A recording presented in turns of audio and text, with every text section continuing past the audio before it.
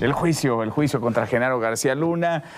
Segundo día de testimonio, segundo día que habló el grande Sergio Villarreal, acusado que Genaro García Luna recibió sobornos millonarios, entre $1 millón y $1,5 millones en efectivo de manera mensual, que formaba parte de la organización criminal que estaba en la nómina del cártel de Sinaloa.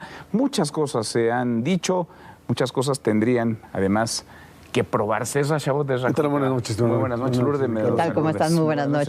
Ricardo, ¿cómo te va? ¿Cómo estás, Manuel? Muy buenas noches. Esra, ¿cómo estás, Lourdes? A ver, es joven, digamos, este juicio. Hasta ahora, Esra, ¿qué vas viendo en el juicio? Mira, yo creo que esta es una guerra más que nada entre agencias de investigación de los Estados Unidos. Esto es un juego muy, muy complicado, en donde, como ya platicábamos la semana pasada, se trata fundamentalmente de tratar de pues demostrar que García Luna hizo mal uso de los recursos que se le brindaron.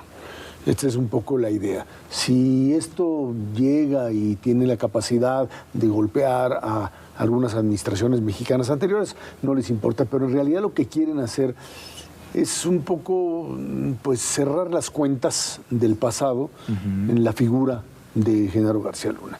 Y aparecen estos testimonios fundamentalmente de estos líderes del crimen organizado. Criminales confesos, aunque ya es un hombre libre, que son, el grande Sergio Villarreal. Son figuras protegidas ya por la ley, que tienen la capacidad, la habilidad para poder presentarse y sustentar cierto tipo de acusaciones con respecto a la entrega de dinero a García Luna, con respecto a el asunto del secuestro del propio García Luna por Beltrán Leiva, etcétera.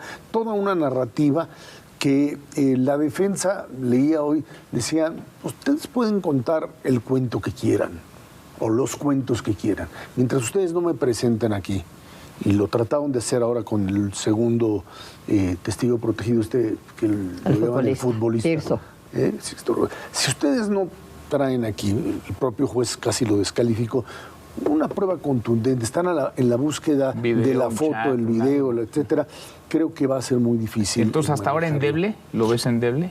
Digo, llevamos es muy difícil testimonio. No, exactamente, pero yo insistiría que yo creo que si esto se está armando de una manera tal que tratarían de meter o de enganchar al propio García Luna para ver en dónde se equivocó. Este es un juego en donde la tensión es un juego de equilibrio, de parpadeo, que el primero que lo haga pierde, y creo que en ese sentido pues ahí están las distintas fuerzas metiéndose en algo que para el caso mexicano, y con esto cierro, se ha convertido por lo pronto para el presidente de la República en la narrativa a utilizar en términos políticos para evitar entrar en otros temas mucho más delicados. Va a haber corte de caja todas las mañanas, todos los días. La conferencia del presidente. ¿Cómo lo vas viendo? Hoy en la mañana lo dijo el presidente, justamente en la mañanera, pues no hemos visto nada, pues no han presentado todavía ninguna prueba, ¿no? Está empezando esto, apenas pero, vamos por las palomitas. Yo lo decía la semana pasada y lo sigo sosteniendo, pues que yo sepa, hasta el día de hoy, Genaro García Luna es inocente hasta que se pruebe lo contrario. Son 12 personas lo que lo van a decidir en los Estados Unidos. Hoy justamente veíamos, ¿no?, todo lo que pasó con el grande, y esto del secuestro me llama la atención porque él lo que dice es que lo secuestran porque los estaba traicionando, pero la narrativa como que no funciona o no cuadra. O sea, te llevas al secretario de Seguridad Pública porque te está traicionando, pero le sigues pagando. Sí, pues después dijo que le demostraron el poder que tenía, entonces siguieron. Fíjate, y que sepamos, o sea, yo no estoy infiltrada en el crimen organizado, pero lo que hemos visto y lo que hemos estudiado de esos temas, ellos no actúan de esa manera, ¿no? Entonces también tenemos que ya el juez también dijo lo de Tirso del futbolista después de hora y media de estar hablando. Oye, no, ¿sabes qué? Que siempre no lo que dijeron. De otra época, sí. Exacto, entonces esto no tiene nada que ver, vamos a echarlo para atrás.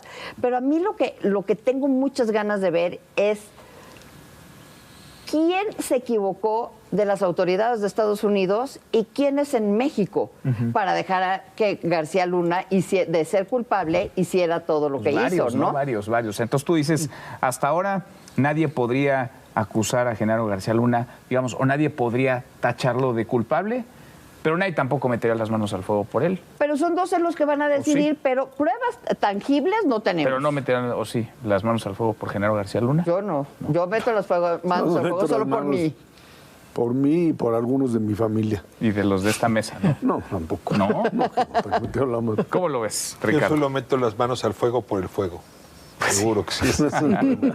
A ver, ¿qué estás viendo tú en este juicio? A ver, de lo que se trata es de encontrar pruebas suficientes para sentenciarlo por alguno de los 5 cargos que tiene. Habíamos dicho desde la semana pasada, el de conspiración por tráfico de drogas es el principal. Van a presentar 70 testigos. Entonces, en efecto... Llevamos uno. Llevamos 2. Sí, 1 y medio. Uno y medio, 70. Todavía falta ver lo que van a contar el resto. Pero ahí me voy a poner muy rigorista. Un testimonio siempre, en cualquier circunstancia, debería ser un indicio, no una prueba. Las razones por las que se producen los testimonios van desde la tortura, ¿no?, tradicional y clásica en nuestro país, hasta intercambiar libertad, ¿no? O atenuar las penas, en fin. Entonces, yo no desecharía en ningún momento jurídicamente un testimonio, pero hay que llamarlo como se llama. Es un indicio. Te da pistas. O sea, Sherlock Holmes descubre una pista, el testigo te entrega una pista. De ahí le busca, le rasca. Pero luego le empieza a rascar y entonces necesitas pruebas. ¿Cuál está haciendo el argumento de la defensa? Ya apurando. No, ya quiero ver las pruebas. Yo quiero suponer que después de lo que pasó con el general Cienfuegos y alguno que otro desaguisado, pues ni la DEA, ni la Fiscalía, ni el juez Cogan habrían llegado tan lejos si no hubiese esas pruebas. Aquí a lo largo de estas 8 semanas, entonces es muy rápido, vamos a ver si en efecto tienen grabaciones, ¿no? Tienen transcripciones de grabaciones, tienen comunicaciones a través de dispositivos digitales, en efecto, tienen transferencias bancarias o rastros financieros que corroboren la entrada de estos dineros a las cuentas. O algo parecido. Algo, porque es si no... enriquecimiento ilícito, ¿no? O sea, es decir, sí, Genaro García Luna tendría que explicar por qué hizo tanto dinero. No importa si ha sido después del 12 o antes del 12, porque cuando se paga es clave. Sí. Pero hay otro elemento que también tendría que explicar la Fiscalía, y es por qué dijeron en el discurso introductorio que desde 12 la DEA ya tenía evidencia de esta relación. Es decir, ¿qué pruebas tenía? Porque ahí no eran solamente testimonios. Entonces, vamos a ver, yo lo único que diría es, a puro testimonio no se llega a ningún lado. No. Testimonio más otro tipo de pruebas de cargo, entonces sí, esto puede... Sería raro, ¿no?, que solo hubiera palabras. Muy raro. Sí, muy raro. Pero hay una parte que creo que es importante. Les va a ser difícil, les va a ser difícil encontrar pruebas durante el periodo donde García Luna estuvo como activo, por una sencilla razón. Y lo platicábamos, Ricardo Lourdes, la semana pasada. García Luna jugaba con los norteamericanos, con las distintas agencias. Y ahí las pruebas que pueden llegar a tener pueden implicar a algunas de sus gentes. Es cierto, ya es otra DEA, son otras administraciones, pero yo creo que en esa parte hay una serie de intereses encontrados en donde hay una dificultad, digamos, política real para encontrar. Después de los... en el momento en que García Luna, junto con sus socios en Miami, empiezan a hacer la mayor cantidad de dinero, de manera exponencial, después de que termina, a partir de negocios que tienen que ver con la estructura de seguridad, es ahí en donde hay un vacío. Por un lado, la defensa dice su dinero lo hizo en ese periodo, y por otro lado dicen, bueno, pues entremos a investigar, y dicen, no, pero eso no entra dentro de la acusación porque ya no era funcionario público. Pero tú dices, ¿va a ser difícil que encuentren pruebas? Yo creo que las quizá pruebas... ya las tienen, ¿no? Porque si no, ¿por qué llegar? Dice Ricardo, ¿por qué llegar tan lejos? Las ¿Por qué pruebas presentar a las 70 pueden personas? encontrar después de que él era funcionario. Yo tengo la sospecha, alta sospecha, de que los negocios fuertes de García Luna terminaron concluyéndose después, cuando ya no tenía esa supervisión interna que lo hacía de una o de otra manera ser socio, no solamente si lo era de algún cártel, sino de toda esta estrategia de golpear a uno, no golpear al otro, etcétera, en donde autoridades mexicanas y norteamericanas estaban coludidas. Después era su negocio particular. Pero a mí me surge la duda. Como ciudadana común y corriente que estás viendo las noticias y estás viendo el caso y demás, hoy llega, ya iba a decir la Barbie, pero no, hoy no llegó la Barbie. Hoy Sergio Villarreal. es el grande, ¿no? Y entonces, el grande llega y dice, nosotros, no, o sea, secuestramos a Genaro García. No llegas en ese momento. Que eso ya se había publicado hace muchos años. Pero no llegas hoy con la foto. ¿De qué? ¿Del secuestro? Sí, de que lo tuviste. ¿O no hay fotos? No sé. Esas cosas me llaman la atención. O sea, entiendo, faltan 70 personas, bueno, 68 personas, falta mucho por decir, pero si yo ahorita últimamente he estado, ¿verdad?, atendiendo casos de temas de justicia y de presentar pruebas y demás, pues tú sí ya estás acusando y si estás diciendo, pues llegas con tu foto. Estoy de acuerdo que hoy ya no hay celulares como, en esos tiempos no hay celulares como hoy, pero pues todos los narcos sabemos cómo operan y de que sacaban fotos. Entonces, que lo vas a sacar la foto en otro momento como si fuera telenovela. ¿Pero por qué embarrar entonces a García Luna? O sea, ¿por qué todo un aparato en Estados Unidos? ¿Por qué decenas de testigos para embarrar a una persona que no es ni siquiera estadounidense? ¿Por qué embarrar? O sea, ¿por qué todo un aparato enfilado hacia una persona? El tema de Sergio Villarreal, sí habría que ponerlo en su contexto. O sea, cuando García Luna llega a la Secretaría de Seguridad, es más, cuando era director de la AFI, el cártel de Sinaloa, de hecho no era un cártel, era una federación bastante cohesionada, en donde estaban pues, los Beltrán Leiva, ¿no? Estaba el Chapo Guzmán, estaba el Güero Palma, estaba el Zambada, estaba el Azul. Y ahí Sergio Villarreal jugaba un papel menor dentro de esa federación.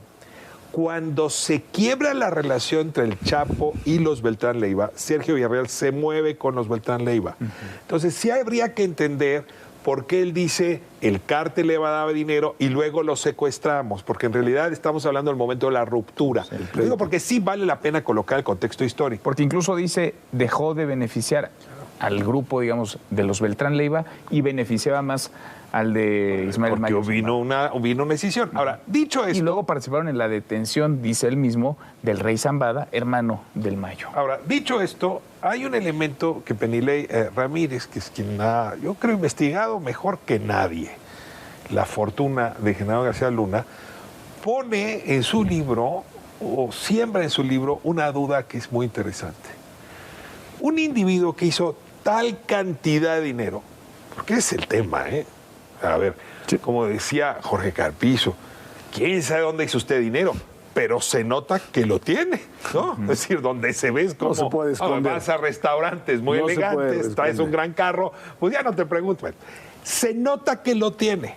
Ahora dice, de la fortuna que Penilei logra justamente detectar con los negocios que hizo con los Weinberg, que es justamente lo que está citando en este momento, el dinero que habría recibido el cártel de Sinaloa es chiquitito, ¿no?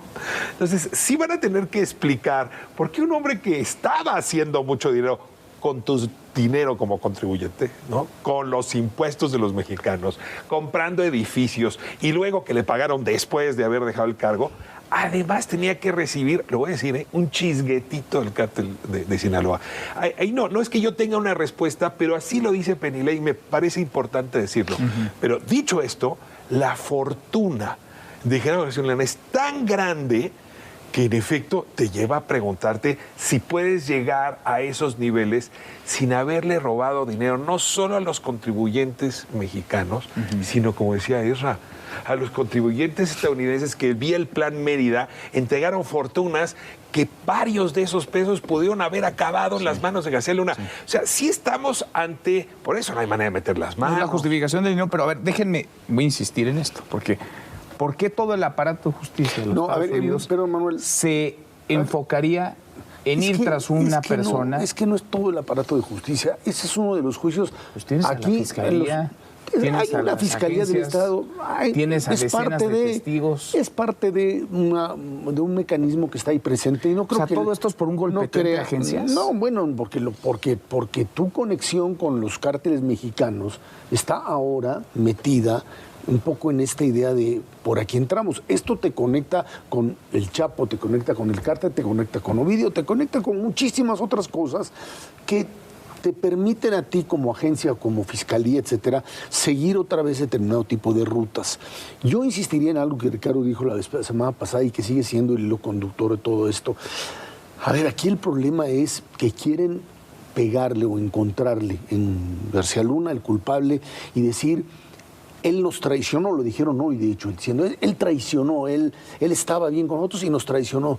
Espérame, ahora sí que en términos bíblicos me muero yo con todos los filisteos, va a decir García Luna, con mucho gusto, nada más que, pues, esto que hicimos o que hice o este enriquecimiento viene ligado a todo este número de colaboradores norteamericanos y mexicanos. Pero no, a ver, ¿sí es raro o no es raro que tantas personas de tan alto nivel en las organizaciones criminales de las que formaron parte señalen a una misma persona? Pero es que un poquito el punto es, a ver, si son criminales confesos, si son del A ver, del pueden decir lo que sea y son capaces de decir lo que sea. Exacto, entonces pero puedes ¿por qué mentir contra por Genaro venganza. García Luna? ¿Por qué Puedes todos decir contra Genaro García Luna? Puedes No es muy mentir raro. por venganza, puedes mentir porque él a lo mejor te metió a la cárcel, pero ojo, también puede ser un tema de dinero. ¿Quién se va a quedar con ese dinero?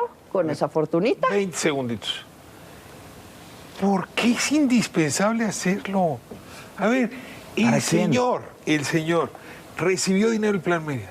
Es causante de una enorme cantidad de mortandad y desaparición en este país.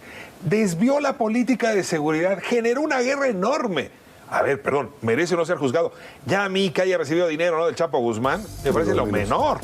A Yo te ver. digo o que le seguimos la todavía otra semana. está en presunción No, de ya inocencia cámbiale de tema, todavía. No, le seguimos. Presunción de porque es inocencia. delicado. Gracias, Lourdes. Ricardo, gracias. Porque